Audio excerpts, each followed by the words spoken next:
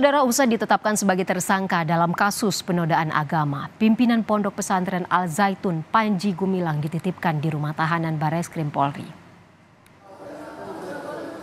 Meski telah ditetapkan sebagai tersangka, tim penyidik Bareskrim Polri belum memutuskan untuk menahan Panji Gumilang sebagai tersangka penodaan agama. Menurut Dirtipidum Bareskrim Polri, Panji Gumilang akan kembali menjalani pemeriksaan pada Rabu siang.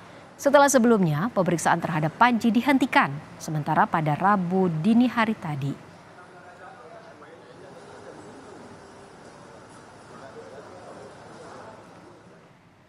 Tadi malam pukul 01 waktu Indonesia Barat, Panji Gumilang meminta pemeriksaan dihentikan dulu dan yang bersangkutan meminta dilanjut pemeriksaan pada siang ini. Selanjutnya yang bersangkutan dititip di tahanan Bareskrim. Ujar Dirtipidum Bareskrim Polri Brigjen Juhandani Raharjo Puro kepada tim Kompas TV.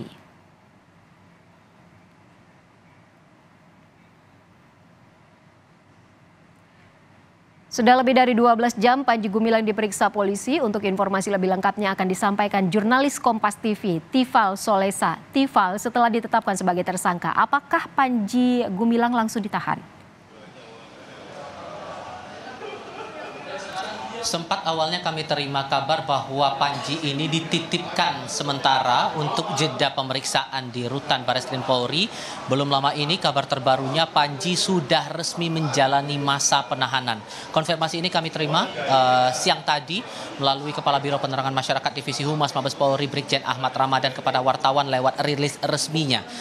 Disampaikan di situ bahwa Panji Gumilang ini sudah menjalani penahanan sejak dini hari tadi pukul 2 waktu Indonesia bagian Barat tanggal 2 Agustus 2023 dan akan menjalani masa penahanan di Rutan Bareskrim Polri hingga tanggal 21 Agustus 2023. Hal ini mengonfirmasi atau menindaklanjuti penetapan status Panji sebagai tersangka dalam kasus dugaan penodaan agama. Lebih lengkapnya kami ajak Anda untuk mendengar keterangan lengkap dari Brigjen Ahmad Ramadan berikut ini. Tetapkannya saudara PG sebagai tersangka pada tanggal 1 Agustus 2023. Penyidik telah melakukan pemeriksaan saudara PG sebagai tersangka. Setelah dilakukan pemeriksaan, penyidik melakukan upaya hukum berupa penahanan sejak jam 2.00 waktu Indonesia Barat tanggal 2 Agustus 2023 dan dilakukan penahanan di Rutan Bareskrim selama 20 hari sampai tanggal 21 Agustus 2023. Atas penahanan Panji ini kira-kira 20 menit yang lalu saya bersama dengan pewarta lain di Bareskrim Mabes Polri mengonfirmasi kepada penasihat hukum Panji Gumilang Hendra Effendi bersama dengan tim penasihat hukum lainnya. Hendra kepada kami menyampaikan atau menilai penetapan tersangka dari sejak diperiksa kemarin di tanggal 1 Agustus dengan status sebagai saksi kemudian berubah status menjadi tersangka lalu kemudian resmi ditahan pada dini hari tadi. Ini semua berlangsung cukup cepat dan dianggap menurut tim penasihat hukum Panji ada upaya kriminalisasi dan ada upaya politisasi terhadap Panji Gumilang.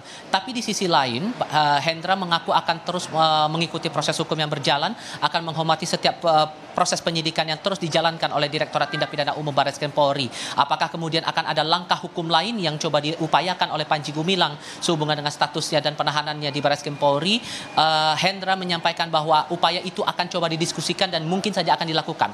Entah itu penangguhan penahanan maupun juga proses peradilan. Ivo?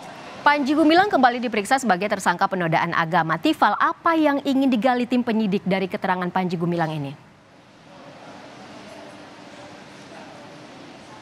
Yang jelas ini masih berhubungan langsung dengan dugaan pelanggaran atau dugaan penistaan atau penodaan agama yang dialamatkan kepada Panji Gumilang. Kalau kita ingat lagi Direktorat Tindak Pidana Umum Bareskrim Polri menetapkan 3 pasal yang berhubungan langsung dengan dugaan pelanggaran yang dihadapkan atau yang dialamatkan kepada Panji Gumilang. Yang pertama adalah sesuai dengan pasal 14 Undang-Undang Nomor 1 tahun 1946. Kemudian ada Undang-Undang Informasi dan Transaksi Elektronik di pasal 45A ayat 2 yang mengatur soal penyampaian informasi yang menimbulkan kebencian yang bernuansa sara begitu. Kemudian ada pasal 156A Kitab Undang-Undang Hukum Pidana yang berhubungan langsung dengan upaya penodaan atau penistaan agama. Jerat pidana maksimal untuk Panji dengan 3 pasal yang dialamatkan kepada dirinya itu adalah maksimal 10 tahun kurungan penjara. Nah, kurang lebih akan menjurus pada pasal-pasal tersebut dan dugaan-dugaan pelanggaran yang dialamatkan kepada Panji Gumilang. Perlu diingat sebelum proses ataupun juga sebelum penetapan Panji sebagai tersangka, polisi sudah memeriksa total 40 saksi dan 40 saksi dan 17 ahli dari berbagai bidang, mulai dari bidang hukum pidana, kemudian bidang sosiologi dan juga bidang agama. Ditambah lagi penetapan tersangka terhadap Panji ini sudah mengantongi 3 barang bukti ditambah dengan 1 surat. Ivo. Terima kasih. Jurnalis Kompas TV, Tifal Solesa melaporkan langsung dari Bareskrim Mabes Polri.